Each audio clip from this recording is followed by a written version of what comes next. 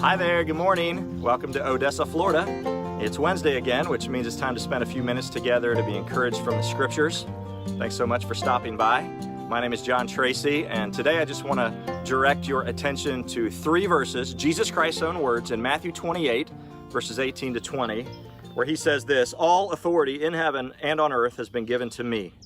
Go therefore and make disciples of all nations, baptizing them in the name of the Father and of the Son and of the Holy Spirit, teaching them to observe all that I have commanded you.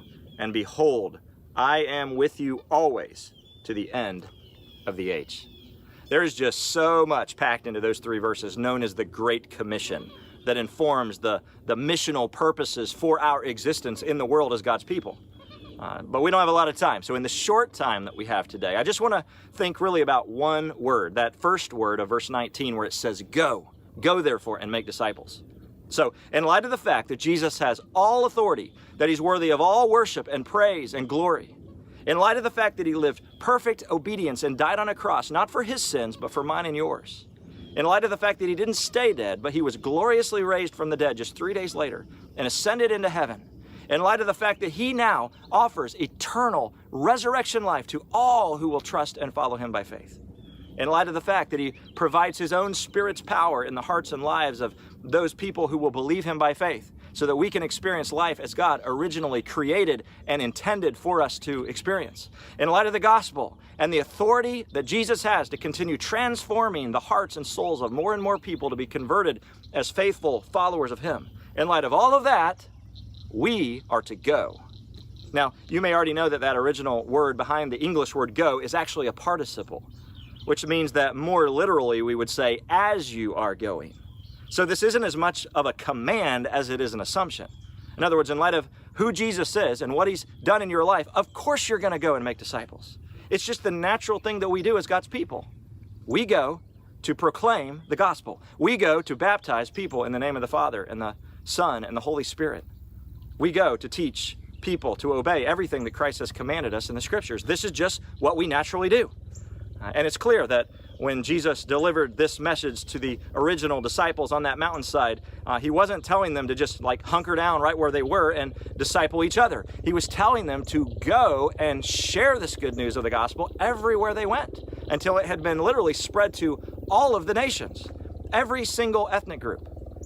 So not necessarily nations in the way that we think of geopolitical entities today, of which there are, roughly around 200 or so in the United Nations. I mean, it would for sure include that, but more specifically, Jesus was talking about all the people groups on the earth, every tribe, every language, every race, every clan.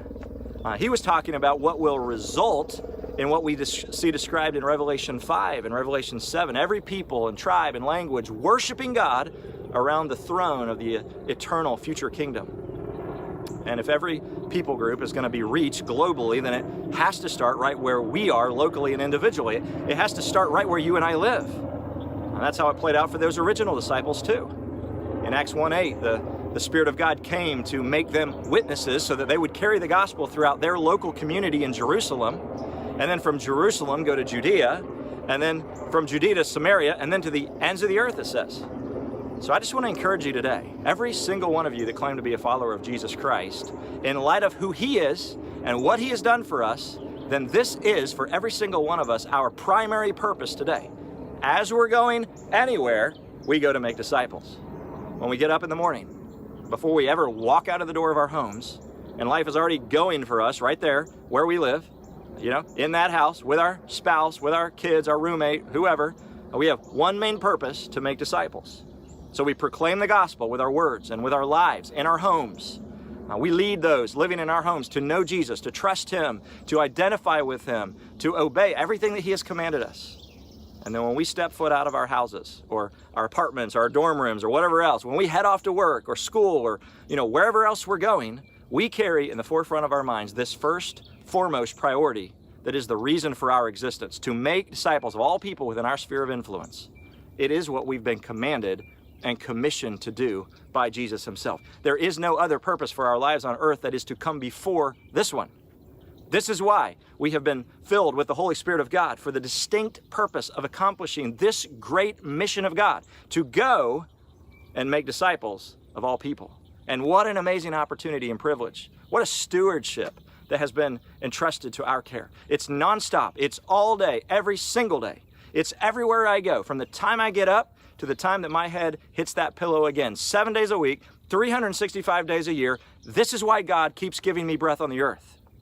When we put our feet on the floor in the morning and we go about our day, as we are going, we are to make disciples. And we keep doing that wherever that may lead us. We do that right where we live, and then Matthew 28:19 compels us to go and do it wherever it may lead. Now, statistics tell us that there are still roughly around 7,000 people or so, people groups in our world that still have no knowledge, direct knowledge of Jesus Christ and his gospel. No gospel witness is there. No churches have been planted. That represents a little over 2 billion people in our world without that gospel influence. And so our command is clear and unmistakable. We're to start right where we're at, discipling people to follow, identify with and obey Christ. And then we're to keep on making disciples throughout our entire lives until all of those remaining 7,000 people groups are reached with the gospel. So let me encourage you this morning to take a really good look at your sphere of influence right now, right where you live. Think about your neighborhood, your office, your school, your family, your CrossFit gym, your grocery store, your hobbies, and pray right now, God, I want to be a faithful witness for you. I want to go, as I'm going every day, I want to be part of your plan to make disciples of all the nations. And I want it to begin right where I live. Here's my life. Here's my family. Here's my future. I'll go, God, wherever you call, wherever you lead, today and in the days to come. This is the commission that we've been given. And the beauty is that God promises that the job will absolutely get done, that one day it will be accomplished. And all the people groups, all the nations, all the tribes and tongues, all the races, all the ethnicities, they will be gathered around the throne of our great high King in heaven, who has all authority on earth, and collectively he will be given the glory that he is due. And it's amazing that in his sovereign grace and plan, he intends to accomplish that end goal by commissioning each one of us to go and make disciples. So may this be the supreme desire and passion and purpose of our lives today. And may there be much fruit for the praise of our King in our going. I'm praying for this for you this morning, that as you go, you'll be a faithful witness. And would you pray that for me as well? I would appreciate that very much. And I'll look forward to seeing you again next Wednesday for midweek morning encouragement. Let's go.